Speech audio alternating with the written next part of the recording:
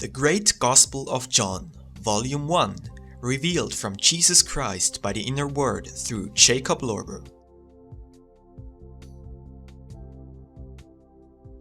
Chapter 219 to 221, The Night Sermon of Jesus. Introductory information. This incident is not mentioned in the Bible. In a place called Kis, the Lord heals many sick, all at the same time.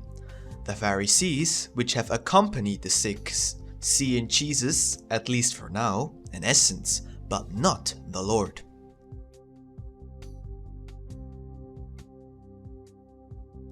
Chapter 219. The positive spiritual purpose of distress and suffering. Said Ahab, "After suffer, it goes without saying that I am clear about your nature since Jesaira, and there would have been no need for such immense signs for either myself or the likes of me, to convince us all abundantly that you are Jehovah Himself, acting through a physical body, borrowed as it were from this earth. But I am curious about whether the 5 Pharisees, seemingly upright people, in all earnest do not sense who might the one who healed their sick in a truly miraculous way.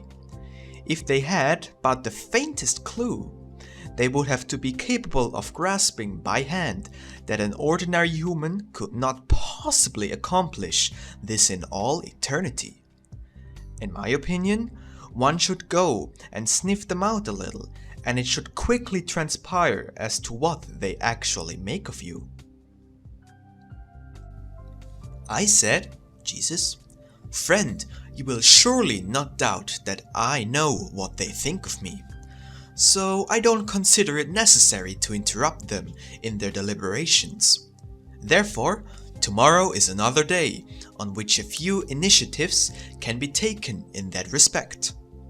Let us leave them to some real fermentation overnight, because just as cider needs fermenting to become a spiritual wine, just so every man's emotions need fermenting if he is to transcend to the truly spiritual. See, if a man has everything that he needs, then he feels quite snug. He cares about nothing, does not work, takes it easy, and inquires little about the existence of God or life after physical death, or whether man is more than the animal, or vice versa. Mountains and valleys are the same to him. Winter and summer don't concern him, for in summer he has shade and cooling baths, and in winter well-heated fireplaces and warm clothing. Neither does he care whether the year was plentiful or not, for he is provided firstly with all stores for 10 years, and secondly with plenty of money for acquiring anything he lacks. See, such a person then enjoys the leisure of a fattening ox in the stable, prone to little more thought than the ox, and is therefore no more than a hedonistic animal in human form. If you came to such a man to preach the gospel of the heavenly kingdom, he would do to you what the ox in the stable does to the blowfly, swinging his tail over it to make it take off or be killed, or at least suffer considerable harm. And see, such carefree glutton shall direct his servants, who also are no more than the carefree hedonists, fly chasing and repelling tail, to chase you away. You obviously shall quickly turn on your heels, and at a safe distance contemplate the effect of your gospel on the glutton. But I know how to give such oxen quite a different introductory sermon. I let one terrestrial accident after another overtake them. This fills them with all sorts of troubles and fears, causing them to think, seek to find out, and ask how it is possible for them to now be beset by all sorts of extremities, since they had never been unjust to anyone, having always been orderly and respectable citizens. This, however, is only on account of the necessary fermentation. When such people then undergo a proper fermentation, they long for friends who could bring them comfort. Go to them then to preach the gospel, and they shall hear you and not raise their furiously swinging tail against you. And see, for this reason, it is good for these guests to undergo real fermentation this night. This shall make them internally more spiritual, and your work shall be easy with them tomorrow. Do you follow this? Chapter 220. Jesus' call for positive action. Says Ahab, O wisdom, see your grasp of the exalted and true, and how immensely stupid the likes of us. It is an eternal truth that nothing can arise without a struggle. Yet I was going to hurry over to the people of Bethlehem, to start enlightening them. O center of stupidity that I am! Do not the Greek wise men say, every activity is generated from struggle, and every effect its outcome? Yet I did not see this. Why do I see it now? Indeed, if there is no preceding contention between the inner life elements in man, then all external efforts with man are futile. I am now in the clear about human instruction, and could almost pronounce a life fundamental without straying too far afield. I said, let it be heard. I intend not to review it within myself until you have voiced it. Ahab says, what man has not initially acquired himself from the properties given him at the outset? No God can give him without ruining him. To God, of course, all things are possible, but thereby man does not gain anything. Who does not know himself first? How can he know another, and finally even God? That would be my principle. Am I far off the mark, Lord? I said, no, friend Ahab, you have in truth hit the nail firmly on the head. Thus it is. What man does not acquire for himself independently with the abilities bestowed on him, God cannot and may not provide without judging him. Therefore, all of you should not be just idle hearers of my word, but diligent doers. Only then will you begin to notice its blessings within you.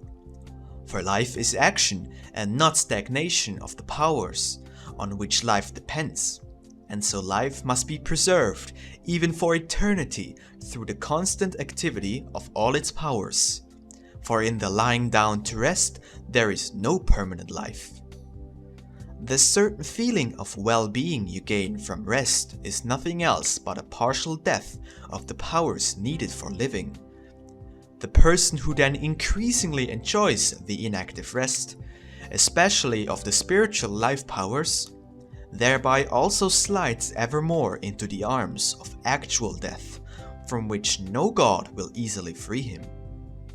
Oh yes, there does also exist a proper rest full of life, but that is in God and for everyone an indescribably blissful feeling of contentment to be active in accordance with God's will. This most blissful feeling of contentment and the clearest realization to have always truly acted according to the order of God is that proper rest in God, which alone is full of life because it is full of energy and respective action. Every other rest that consists in the ceasing of the life powers is, as already mentioned, an actual death to the point to which the various life forces have withdrawn from activity and no longer resumed it. Do you understand this? Says Judas Iscariot.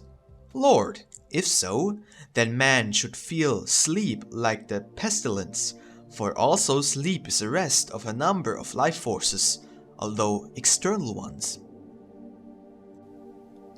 I said, certainly, because of that late risers will never reach a particularly great age. Whoever grants his body 5 hours of sleep in his young days and 6 hours in his old age will usually reach a great age and look youthful for a long time, whereas a late riser soon ages, gets a lion face and grey hair, and at a somewhat advanced age walks around like a shadow. And just as the body gradually dies off through too much sleep, in the same way, but on a larger scale, this applies to the soul if it increasingly slackens in its activity according to my word and will. Once idleness has made itself at home in a soul, there soon follows also depravity, for idleness is nothing else but a self-indulging love, which all the more flees any activity for someone else's sake, because it basically wants only one thing, namely that all others should work for its benefit. Therefore, beware particularly of idleness, for this is an actual sea for all kinds of vices. The various beasts of prey may serve you as an example.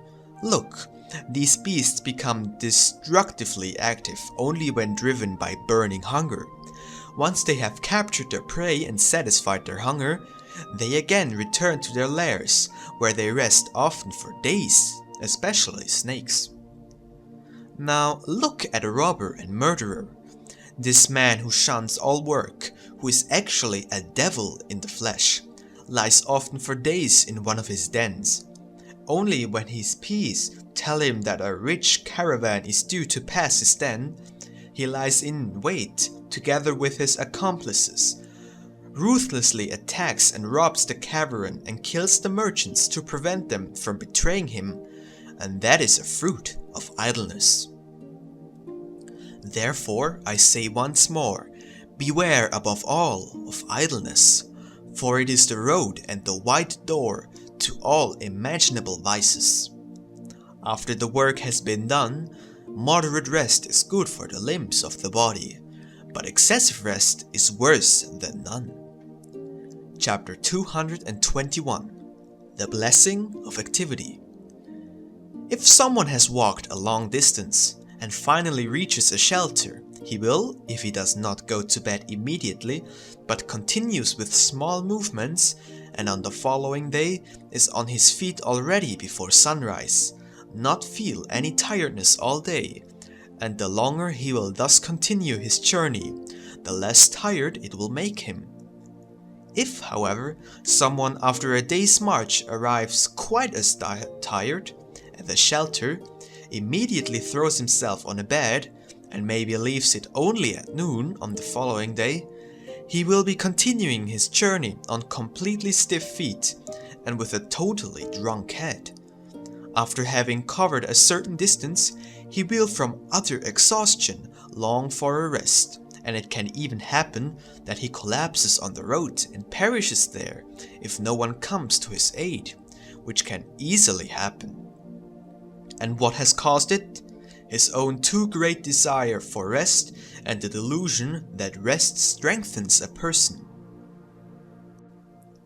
If someone wished to achieve a great, amazing accomplishment in one or the other art, where a high degree of skillfulness of hands and fingers is required, then I ask you, will he achieve it if instead of constant diligent practice, every day he idly strolls around day by day with his hands in his pockets, motivated by a kind of anxious concern not to tire his hands and fingers to prevent them from getting stiff, and unfit for the striven for accomplishment? Truly, even I myself, with all my boundless wisdom, could not make a prophet, and determine the time when such a disciple of art will become a virtuoso. Therefore, my dear friends and brothers, I repeat, only activity upon activity for the common good of people brings you salvation. For all life is the fruit of God's constant, never-tiring activity, and therefore can only be maintained and preserved for eternity through proper activity, whereas nothing but death does and must result from inactivity. Place your hands on your heart and feel how it is constantly active, day and night. The life of the body depends solely on such activity. Once the heart stops, that would mean the end of the natural life of the body, I should say. And just as the rest of the physical heart obviously constitutes the total death of the body, this same rest of the soul's heart is the death of the soul. The heart of the soul, however, is called love, and its pulsating expresses itself in true and full love activity. Thus, constant love activity is the never-varying pulse beat of the soul's heart. The more actively the heart of the soul pulsates, the more life is generated in the soul, and once thereby a sufficiently high degree of life, this awakens therein the life of the Divine Spirit. This Spirit, being pure life because it is the untiring supreme activity itself, then flows into the soul that has become equal to it through love activity, and everlasting, imperishable life has fully begun within the soul. And look, all this arises from activity, but never from idle rest. Therefore, shun rest and seek full activity, and eternal life will be your reward. Do not imagine that I have come to bring peace to mankind on this earth. Oh no, only the sword and war instead. For men must be impelled to all kinds of activity through distress and hardships, or they would become lazy, fatted oxen that fatten themselves for eternal death. Distress and hardship bring about fermentation upon fermentation in man, from which in the end something spiritual could develop. One could of course say, through distress and hardship also anger, vengeance, murder and manslaughter arise, also envy, hard-heartedness and persecution.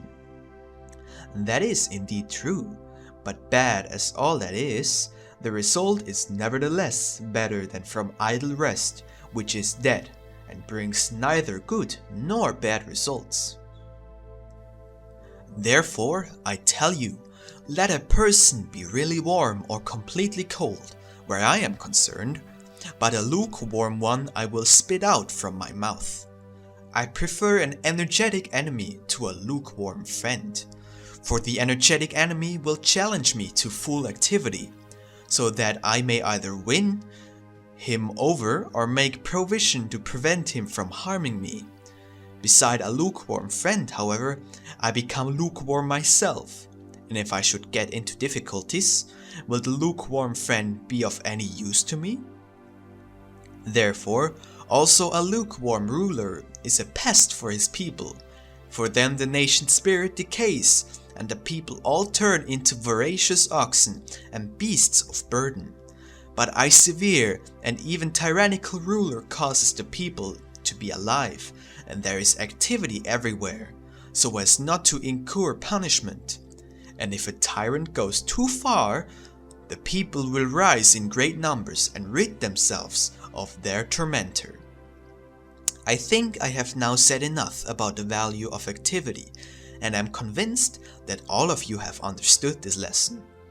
Therefore, if someone wants it and feels a need for a sleeping rest for his body, let him seek a bed.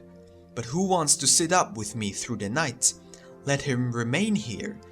There they all said, Lord, how could we sleep when you are sitting up? Only the Mother Mary seems to need a rest for her body, and so you could send her to bed. But Mary, although she had dozed a little in an armchair behind me, heard these words, sat up, and said with great friendliness to the speaker, Friend, you who usually speak for your fellow disciples, I tell you that your concern for me is rather futile.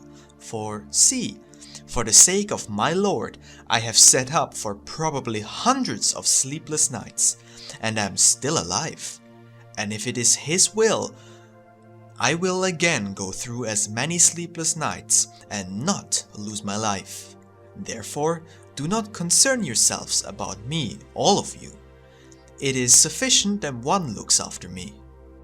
These words had been addressed to Thomas, and he came to Mary and asked her not to regard his good intention unkindly.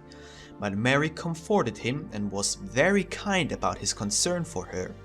and Thomas felt easier in his mind and soon, quite relieved, resumed his seat.